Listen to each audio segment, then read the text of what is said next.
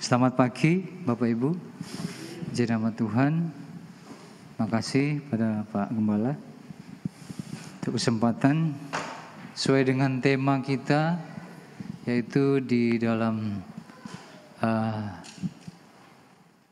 dasar hidup suami istri. Sebenarnya ini cuma sebagai penarik aja sebenarnya, ya.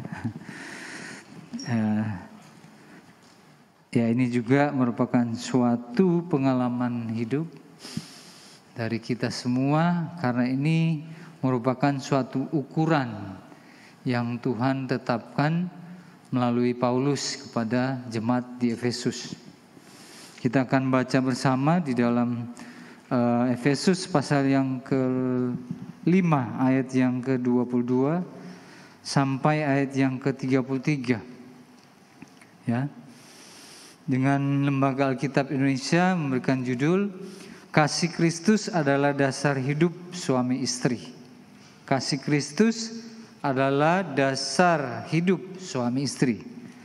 Jadi dasar dari suatu rumah tangga adalah kasih. Ya. Kalau dasar ini tidak kuat, maka bangunan itu akan rapuh atau runtuh. Berdasarkan dari Matius 7 ayat 21 sampai 22, 23, 24, kalau salah 25. Ya. Rumah yang didirikan di atas batu, dia akan kuat. Yaitu mereka yang mendengarkan firman Tuhan dan melakukannya. Bukan cuma suami, bukan cuma istri. Tapi orang yang tidak bijaksana, firman Tuhan berkata, dia hanya mendengar tapi tidak melakukan. Dia digambarkan sebagai seorang yang mendirikan rumah di atas pasir. Jadi kalau rumah didirikan di atas pasir, dasarnya tidak kuat. Jadi dia harus di atas batu. Batu karang itu adalah Kristus. Sekuat-kuatnya laki-laki, perempuan, semua ada titik-titik tertentu tidak bisa. Itu rumah tangga itu harus ada dasar, yaitu kasih Kristus. Kita lihat dulu ya. Kita akan lihat ayat yang ke-22. Ini merupakan ayat 22, 23, 24. Hai istri, tunduklah kepada suamimu seperti kepada Tuhan. Karena suami adalah kepala istri, sama seperti Kristus adalah kepala jemaat. Dialah yang menyelamatkan tubuh. Karena itu sebagaimana jemaat tunduk kepada Kristus, demikian jugalah istri kepada suami dalam segala sesuatu.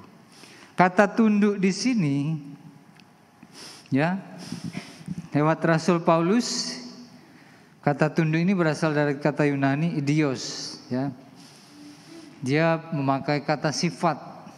Jadi tunduk yang dimaksud ini adalah sifat dari seorang perempuan atau istri. Jadi sifat yang bagaimana yang mau dijelaskan oleh Rasul Paulus. Kita buka di dalam 1 Petrus. 1 Petrus pasal 3 ayat yang keempat. 1 Petrus 3 ayat yang keempat. Coba kita buka, bisa buka kan? Ya. Coba ayat yang ketiga. Ini 4:34 ya. Kita baca bersama-sama 1, 2, 3. Perhiasanmu janganlah secara lahiria, yaitu dengan mengepang-epang rambut, memakai perhiasan emas, atau dengan mengenakan pakaian yang indah-indah. Terus ayat 4. Tetapi perhiasanmu ialah manusia batinia yang tersembunyi dengan perhiasan yang tidak binasa, yang berasal dari roh yang lemah lembut dan tentram, yang sangat berharga di mata Allah. Harusnya seperti ini Bapak Ibu. Ya. Sifat seorang istri, perhiasannya bukan secara lahiriah, tetapi sifat yang lemah lembut dan tentram. Dan itu merupakan suatu yang berharga di mata Allah.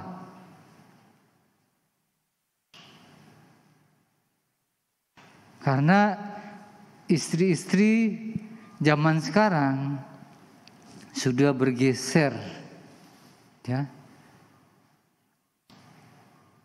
dengan perkembangan dunia zaman sekarang. Emansipasi sama sejajar dengan pria. Tapi ada hal yang paling mendasar yang harus kita tahu. Di dalam Kejadian pasal yang ketiga kan dia bilang apa? Yang diciptakan dahulu adalah laki-laki. Jadi untuk melaksanakan kehendak Allah, ini laki-laki. Yang jatuh dalam dosa bukan laki-laki, perempuan. Yang mengambil tindakan, mengambil buah itu adalah perempuan. Karena kalau perempuan bertindak berdasarkan tidak melalui suami, itu merupakan suatu pemberontakan. Dan itu di mata Tuhan, dia bilang tidak berharga. Seorang istri, dia harusnya, ya, saya catat, saya cuma ambil beberapa aja. Keinginan dari Allah bagi seorang istri dan ibu bagi anak-anak, supaya perhatian dan pengabdiannya difokuskan kepada keluarganya. Rumah tangga, suami, dan anak-anak harus merupakan pusat dunia seorang ibu Kristen. Jadi jangan merasa kalau kita sudah melakukan hal-hal di rumah tangga seperti pembantu, tanda kutip. Karena konotasi pembantu itu disalahartikan. Padahal sinonim dengan pembantu ya penolong. Aku akan memberikan engkau Adam seorang penolong. Kalau wanita atau istri mengisi tempat dan fungsinya sesuai dengan diharapkan Allah, nanti rumah tangga itu kan bahagia. Kecuali rumah tangga istri ini harus mencari untuk kebutuhan secara ekonomi, minta kekuatan dari Tuhan. Karena dari sananya Tuhan sudah menetapkan seorang istri seperti itu, tidak bisa dirubah. Kita hanya melakukan, membantu suami, menggenapi rencana Tuhan. Seorang istri yang tunduk dengan sifat yang lemah lembut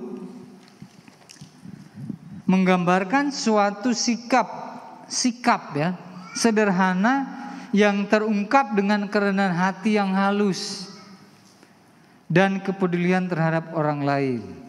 Ini kata sifat yang lemah lembut. Ya. Tunduk itu lebih ke sifat rendah hati. Jangan suka membangkang, melawan. Walaupun ada suami-suami, nanti saya akan bahas juga, yang memang jahat. Suami jahat dan keras kepala, mau menang sendiri. Ada juga seperti itu. Tapi lewat di dalam Titus kalau salah, dengan sifat seorang istri yang lemah lembut ini, suaminya bisa dimenangkan. Tenang. Jadi istilahnya, misalnya rumah tangga lagi rame, cenderung untuk berantem ya, cekcok. Nah, istri ini bisa membuat tenang. Karena sifatnya yang lemah lembut itu. Karena dunia sudah masuk di pikiran seorang istri. Lawan istri suami itu. Lawan. Padahal suami itu bukan seorang lawan tanding, petinju, bukan. Dia seorang partner yang Tuhan ciptakan. Istri yang cenderung mau dominan melebihi suami, itulah awal kejatuhan. Hawa melakukan itu.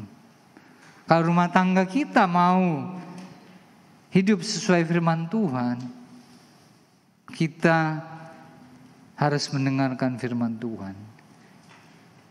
Menempati posisi, fungsi sebagai seorang istri. Fokusnya rumah tangga, suami dan anak. Di Amsal 31 dia bilang ayat 10 sampai 31, bagaimana seorang istri yang cakap, yang baik, dia menyediakan apa yang dibutuhkan di rumah tangga. Mungkin kita yang istri-istri bilang, waduh kok banyak gini ya Tuhan. Tapi Tuhan bilang apa? 1 Korintus 12 ayat yang keempat kalau salah. Dia bilang apa? Roh yang sama akan memberikan karunia. Jadi Roh Kudus yang akan memberikan ibu-ibu kekuatan untuk bisa menghandle, mengatur rumah tangganya.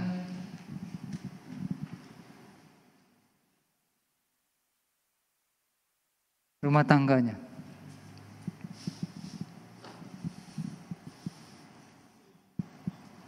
Yang kedua, sifat yang tentram tadi ya. Sikap sifat yang tentram. Jadi ada dua. 1 Petrus 3:4.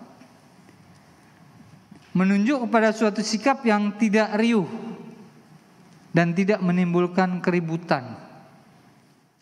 Kalau saya lihat ini, saya ingat di Amsal bilang gini. Seorang istri yang bebal dan cerewet. Lebih baik tinggal di atas suatu rumah daripada tinggal dengan seorang istri yang bebal cerewet. Tidak kuat. Rumah tangga itu seperti neraka. Tapi jangan berhenti di situ. Mungkin ada di antara kita. Tapi kita mau berubah. Selama masih ada kesempatan, kita mau bersama-sama dengan suami istri kita. Dengan kata lain, Allah mau menyatakan bahwa kecantikan yang sejati adalah soal sifat dan bukan hiasan. Jadi biasa istri-istri kan yang kebanyakan saya lihat ya, mungkin ada di sini yang baik ya, yang sejati. Lebih menampilkan lebih kepada penampilan. Padahal yang sejatinya adalah sifat, kesederhanaan, ya. Nilai-nilai yang melayani, nilai-nilai yang memberikan kesejukan. Jadi ada suatu damai sejahtera di hati kita. Ya. Menghormati suami. Ya. Ada berapa poin yang saya catat, tapi saya cuma lihat yang secara garis besar karena waktu. Kewajiban istri kepada suami meliputi selain dia tunduk, dia harus mengasihi, ya, mengasihi suaminya. Karena itu merupakan suatu rencana khusus bagi wanita untuk mengatur keluarganya, memelihara anak-anaknya, supaya anak ini menjadi anak yang saleh. Anak saleh itu anak yang takut Tuhan. Jangan istri di rumah, suami bekerja, istri anaknya nakal, telepon bapaknya, "Pak, ini anakmu nakal. Tolong Ya bapaknya juga ya marah. Kamu itu jadi apa di rumah? Kamu kan penolong, masa tunggu saya? Karena ada banyak gitu juga saya lihat. Ya gimana kamu cara mengatasi anak? Di Amsal bilang suami itu percaya kepada istrinya. Jadi apa yang dilakukan oleh istri di rumah kepada anaknya dan rumah tangganya aman. Dia sudah tidak terlalu banyak pikir suaminya. Kalau ibaratnya kalau suami berperang, ya, atau dalam suatu sepak bola, dari tadi kok pikiran saya ke situ. Sepak bola, ada yang menjaga gawang, ya. Ini boleh menjadi analogi pikiran kita atau enggak, terserah. Cuma saya pikir seperti itu. Jadi istri ini seperti penjaga gawang, ya, jaga rumah tangga. Yang mengegol itu yang suaminya, bagian menyerang. Ya. Jadi kalau istrinya kuat, si suami tenang aja. Oh, enggak apa-apa, aman kok di rumah. Begitu. Jadi jangan merasa istri ini jadi pembantu. Padahal sinonim dengan penolong ya pembantu juga. Cuma dia merasa kok jadi babu ya. Kalau pembantu kan lebih agak umum ya, asisten. Sekarang kan asisten lebih halus. Pembantu rumah tangga udah enak. Sekarang kan asisten rumah tangga. Nah, lebih halus. Ya, hormat kepada suami. Ya. Nggak kebetulan Paulus menulis ini, dia bilang dulu, hai istri tunduklah kepada suamimu.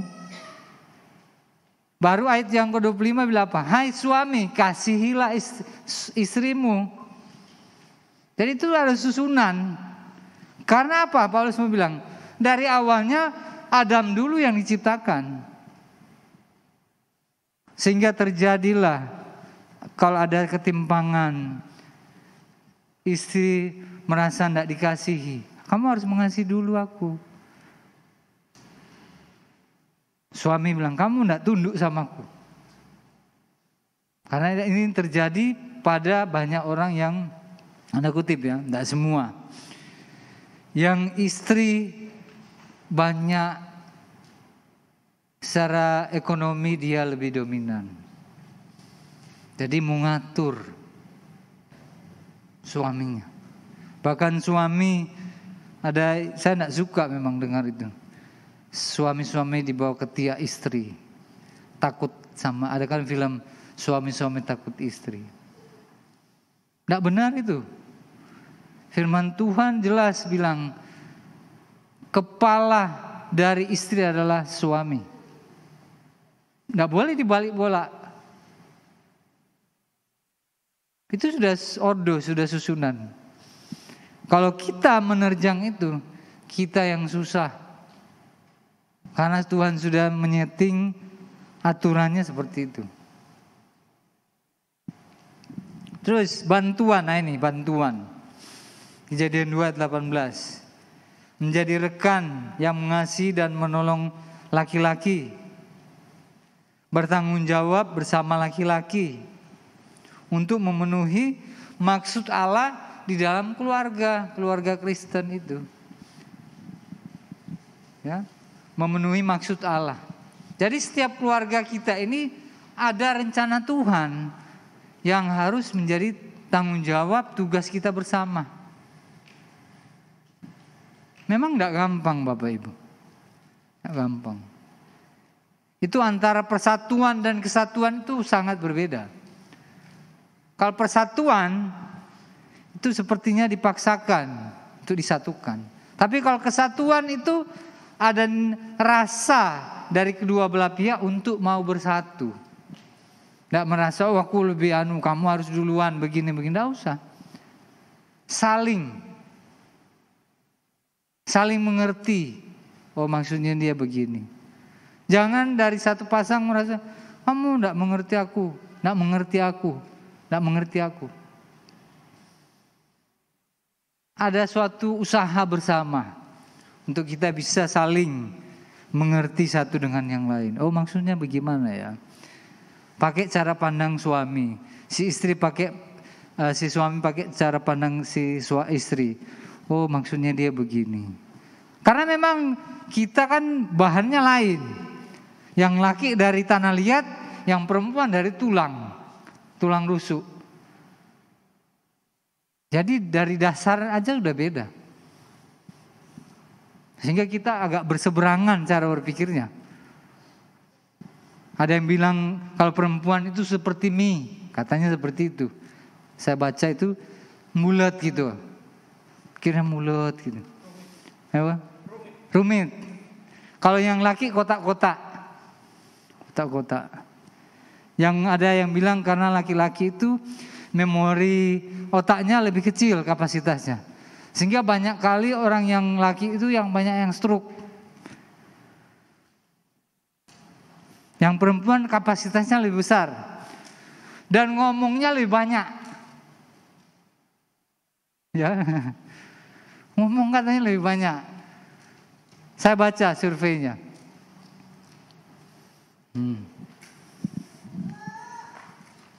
Bentar lagi. Kesucian, yaitu tadi saya bilang.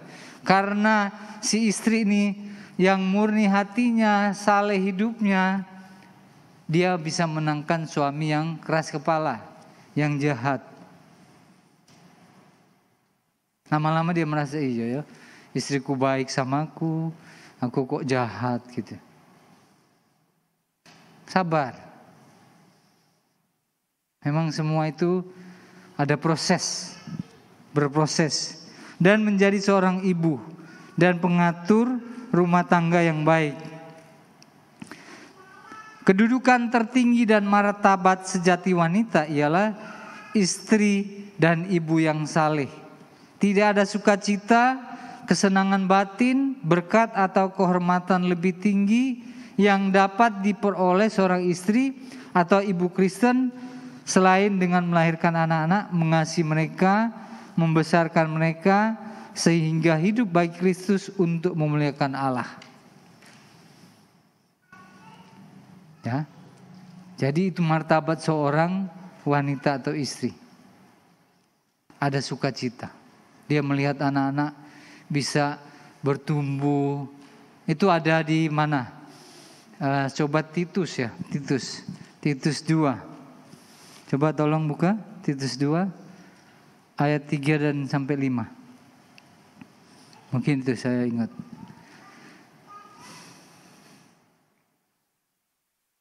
Terus 4. Oh ya betul 3 saya baca. Demikian juga perempuan-perempuan tua. Hendaklah mereka hidup sebagai orang-orang beribadah. Jangan memfitnah, jangan menjadi hamba anggur, tapi cakap mengajar hal-hal yang baik. Jadi ini tanggung jawab seorang ibu yang tua. Jadi kan ada ibunya, terus ada anaknya. Kadang-kadang anak ini karena terjadi seperti itu karena dia lihat ibunya tidak memberikan teladan kepada perempuan muda. Ayat yang itu. Dan dengan demikian mendidik perempuan-perempuan muda mengasihi suami dan anak-anaknya. Kadang si ibu tua tidak ada instruksi. Tidak kasih teladan waktu dia hidup atau dia masih ada sekarang. Tidak kasih teladan bagaimana melayani suami dengan baik. Pada waktu istri melayani suami dengan baik, tunduk hormat kepada suami, dia bilang apa? Allah itu melihat sifat yang seperti itu dia menyenangkan Tuhan, lagi menyenangkan Tuhan. Jadi jangan bersedih, ada upah. Ada sepupu saya yang satu kan adiknya sudah meninggal ya. Kalau rumah ke kuburan selalu bilang, ya nanti kita akan segera berkumpul, ketemu. Saya bilang, kan belum waktunya kan, biar aja dia. Kalau masih diberikan kesempatan, berarti ada tugas yang kita harus kerjakan. Nggak usah dulu. Jadi kayak orang sama sedih gitu loh. Masih nggak rela kan dia meninggalkan ya. Saya tahu perasaannya dia ya. Tapi ada masih tugas yang lebih besar. Kalau kita hanya dijadikan sebagai orang Kristen, hanya menjadi Kristen percaya aja masuk surga, itu terlalu kecil Bapak Ibu. Terlalu kecil. Kita hanya hidup untuk itu. Dicatat di surga ya. Terlalu kecil. Tuhan menciptakan itu dengan planning yang luar biasa. Menjadi berkat, menjadi terang. Dan semua itu ada upah. Saya berdiri sini, Pak Modi sebagai gembala, Bapak Ibu yang mungkin tidak kelihatan pelayanannya di luar, itu ada upah. Nanti suatu saat kita bersama-sama, kalau Tuhan berkenan, masuk surga semua. Ya kan? Kita akan lihat ada perbedaan upahnya. Kalau digambarkan di Alkitab, ada yang seperti lampu pada waktu kita berdiri di hadapan Tuhan. Ada yang mungkin redup masuk surga, tapi di banyak khalayak orang percaya redup. Bisa aja pendeta. Berarti kamu selama di bumi ngapain aja?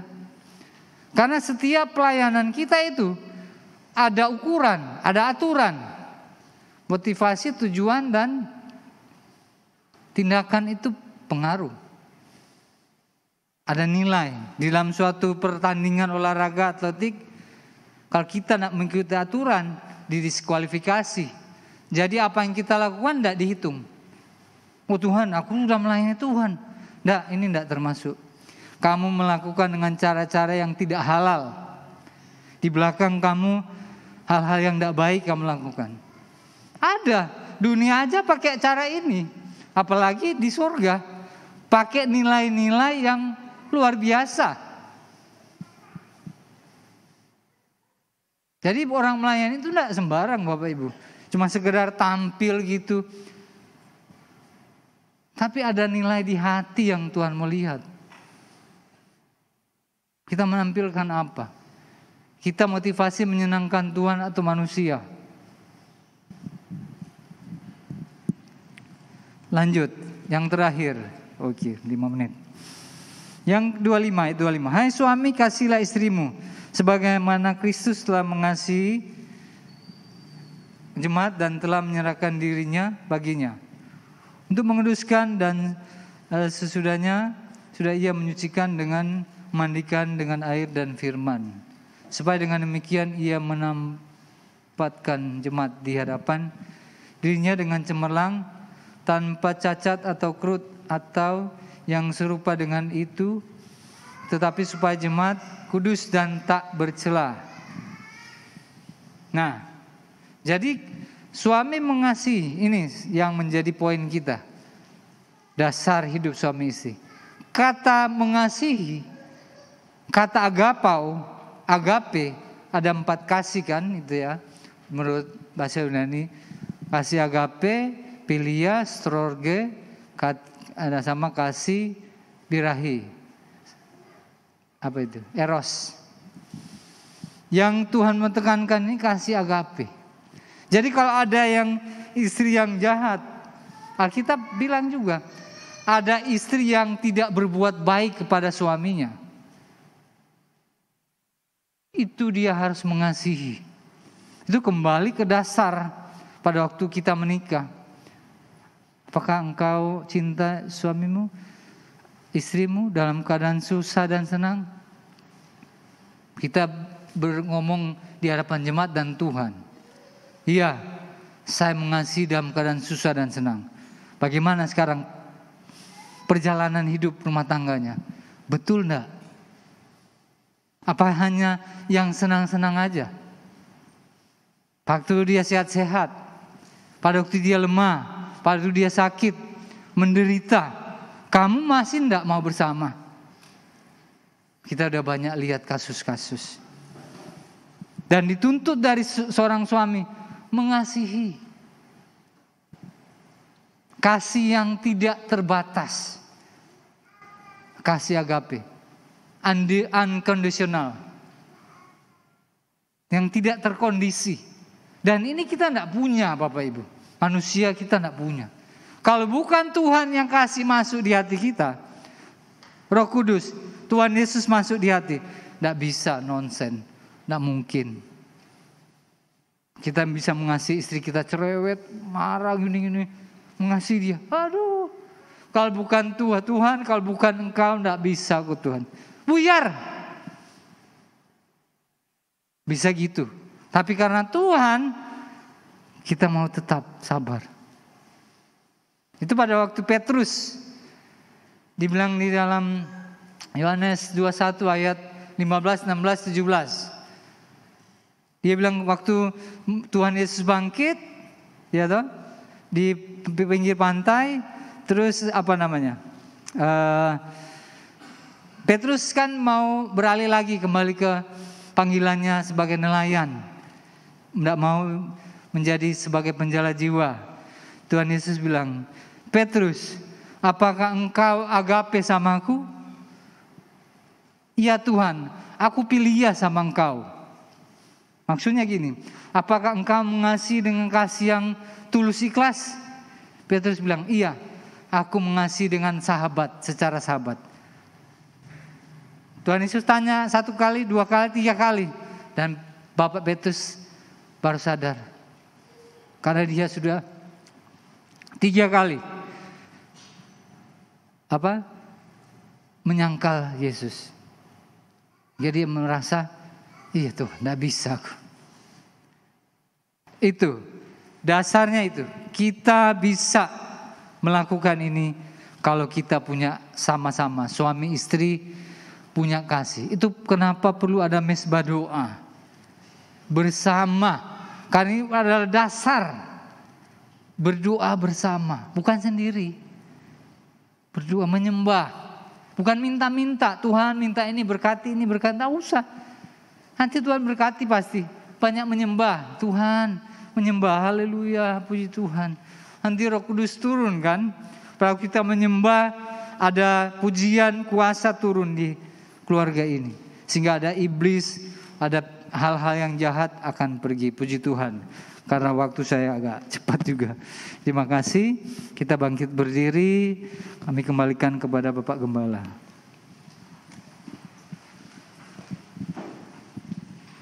Terima kasih Pak Ferry. Yuk sama-sama kita bangkit berdiri, jemaat Tuhan. Kami sama-sama angkat tangan dalam hadirat Tuhan. Membuka hati kami dipenuhi dengan kasih yang tak terbatas. Kasih yang tidak terpengaruh oleh situasi kondisi. Kasih Kristus Yesus kepada jemaatnya. Tuhan, seluruh jemaat Tuhan, suami istri terus saling mengasihi, saling menghormati, menghargai, sepadan, sama-sama bekerja sama, bertanggung jawab, terus ada dalam rencana Tuhan, menggenapi rencana Tuhan di muka bumi ini. Terima kasih Tuhan, kehidupan suami istri menghadirkan hadirat Tuhan, dirasakan kehadiran Tuhan oleh masyarakat di sekitar kami Tuhan. Terima kasih Tuhan, terima kasih. Menjadi jawaban, menjadi terang bagi dunia ini. Terima kasih, haleluya. Kami aminkan firman-Mu Tuhan, kami terima dalam pikiran hati kami, kami terus perkatakan firman-Mu. Oh haleluya, kasih Tuhan memenuhi hidup kami. Kasih Tuhan yang membuat kami kuat, bertahan dalam hidup kami. Untuk setia kepada Tuhan, setia kepada keluarga, setia kepada pekerjaan Tuhan. Terima kasih. Jemaat Tuhan, pulanglah dengan terus menikmati damai sejahtera, sukacita surgawi dari Yesus Kristus untuk kita semua sampai Tuhan datang kembali yang kedua. Jemaat Tuhan, pulanglah dengan terus menikmati semua yang terbaik dari Tuhan, berkat rohani, jasmani, perlindungan penyertaan Tuhan yang sempurna, anugerah kasih karunia Tuhan melimpah seumur hidup kita semua. Oh haleluya, haleluya, haleluya. Kami bersyukur, percaya, berdoa demi nama Bapa, Putra, Roh Kudus, Allah yang Esa, yang kami panggil dalam nama Tuhan Yesus Kristus, Tuhan dan Juru Selamat kami yang hidup. Kami sudah berdoa dan mengucap syukur. Haleluya. Semua yang percaya sama-sama katakan amin, amin. Tuhan Yesus memberkati.